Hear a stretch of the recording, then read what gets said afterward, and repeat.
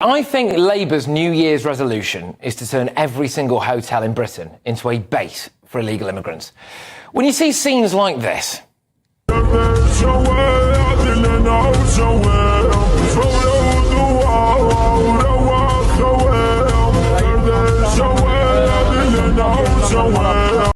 Don't look at that as a boatload of people. Start looking at it in terms of hotel numbers. So every boat now has about 65 illegal immigrants on it.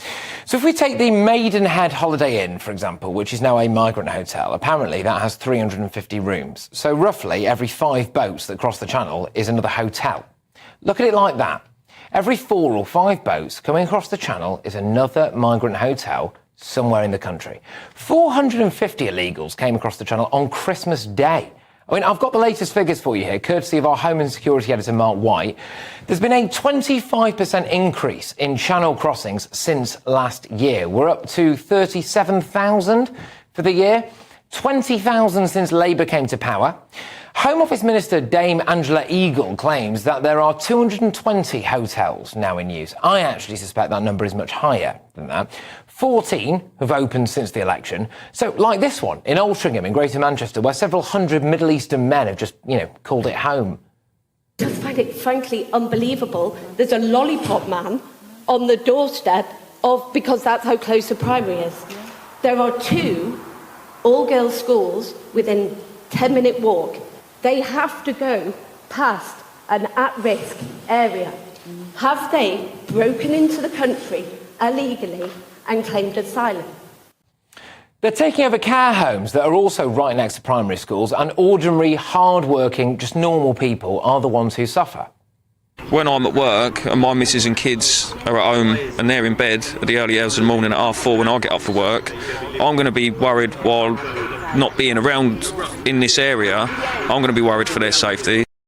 Local councils are crippled. They're trying to find social housing stock for illegal immigrants, and the fact is Great Britain has a giant open border with absolutely no deterrent.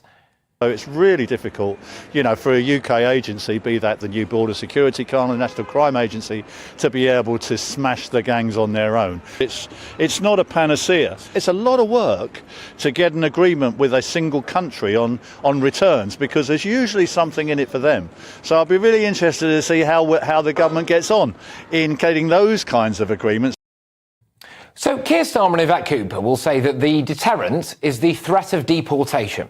Well, look at this. A paedophile who was jailed for child sex abuse images couldn't be deported because it would have affected his right to a family life, which presumably, by the way, includes access to his own kids. Mental. Apparently, there are more than 10,000 hotels in Britain, in the whole of the country. If we keep going the way we are, it is no exaggeration to say they will all be full of illegal immigrants within the next 5 years. Let's get thoughts from our panel this evening. We've got journalist and broadcaster Esther Krakow, political commentator Alex Armstrong, and former Labour Minister Bill Rammell.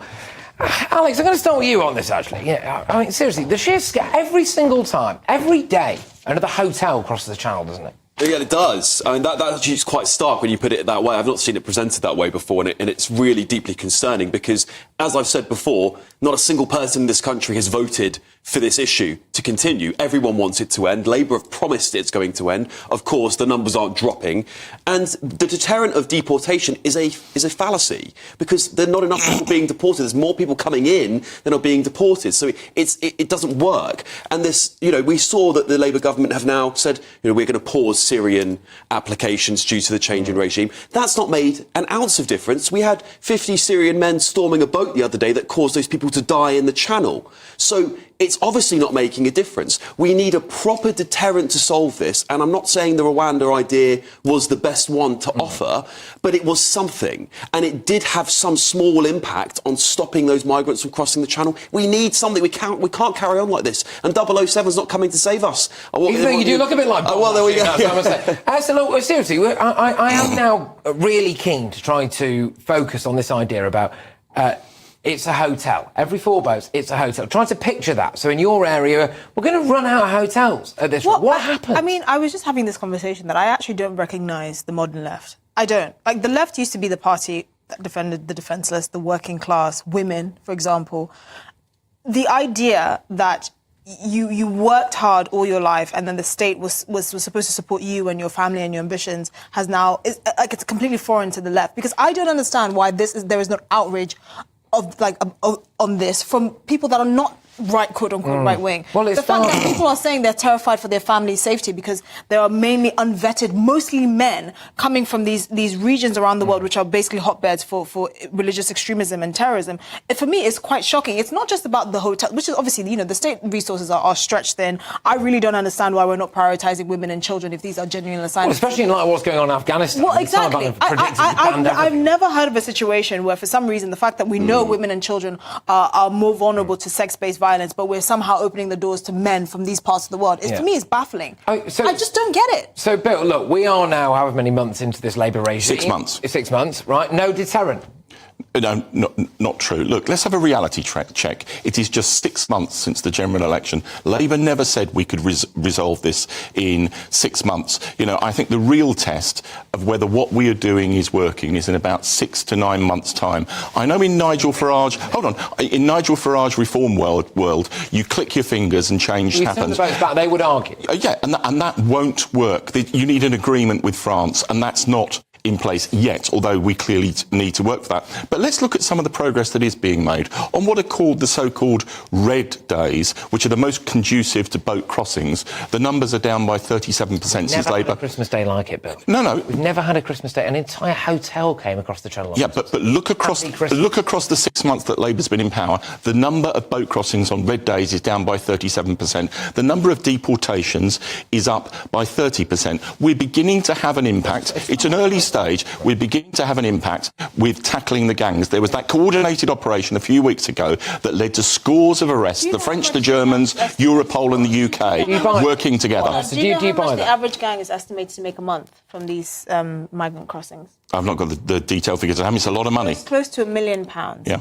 Even the typical drug dealers don't even make that kind of revenue. This idea of this whack-a-mole strategy of smashing the gangs, we have invested billions, tens of billions in our war on drugs since the 1970s, and drugs are now more available on our streets than ever. It's not the same issue at all. They're more potent than ever, and we have the same approach. It's the same approach that we have. We have the same whack-a-mole strategy for drug gangs, which is take some drugs off the street, have someone else. You need. Do you know why? Because it is too profitable. You have to cut them. You have to cut. So what's your solution, Esther? If you what's your solution? Illegally, you are getting sent back, and you have forfeited any right to the United Kingdom. Period.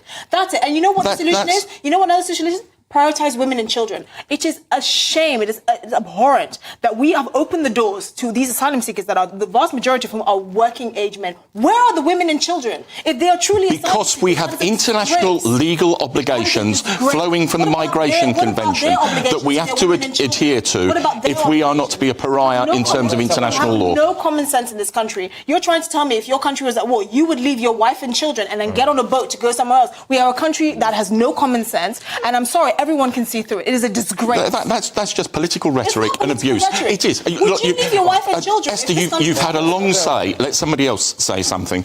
We are beginning to make progress. We're also signing deals with countries like Kurdistan and Iraq to tackle the problem upstream so that you can send people back.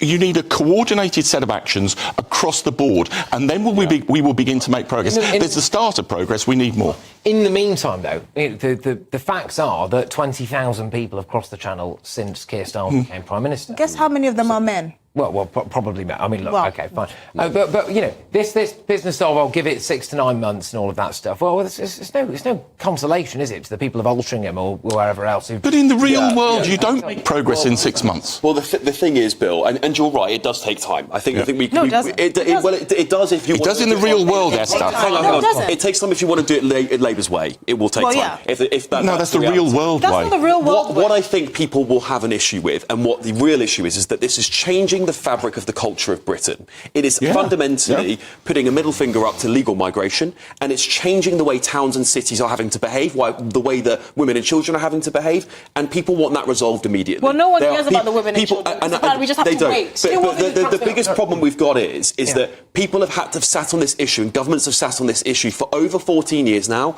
and it is not enough, and it's not quick enough. But Alex, you've just said that the Tories are just as good. Alex, you've just said that people want this resolved immediately. Well, yeah, but it's just not practical that you can resolve it immediately. We had a broken system for 14 years. We've got to resolve it. But I tell you this. And that's fair enough. I want us to tackle the boat crossings, but in terms of net migration, it's a drop in the ocean. We need to tackle legal migration as well. It's interesting you mentioned migration, because I want to bring something up that legal migrants are laughing at us, right? So this is anecdotal, but just round the corner from where I live, the corner shop guy there is Indian, right?